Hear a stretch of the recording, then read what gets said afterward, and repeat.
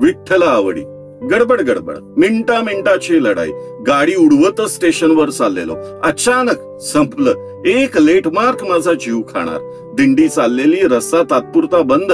दिंडी छोट्या देवांची, छोट्या वारकऱ्यांची लगबग. विठ्ठल नामाचा टाहो, हार, फुलं, गुलाल, बुक्का. माझा जीव सेकंद काट्याबरोबर वर खाली. शेवटी गाडीतून खाली उतरलो आणि अचानक बाल विठ्ठल सामोरा आला.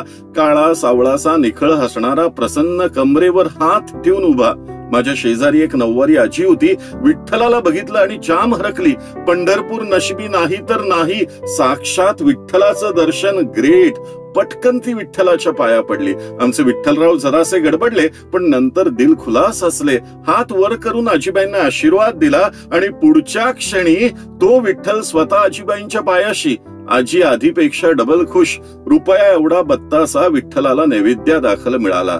हा अनुपम सोहळा मी आधाशासारखा पाहत होतो. मनातल्या मनात मीही त्या विठ्ठलाच्या पाया पडलो. तेवढ्यात फोन आला, बॉस उशिरा येतोय, ट्रॅफिक मध्ये गुंतलाय, तू ये निवांत. देव पावला. मी पुन्हा त्या विठ्ठलात गुंतलो आणि गाडीच्या पेन ड्राईव्हवर विठ्ठल नामाचा टाहो घुमू लागला. धन्यवाद.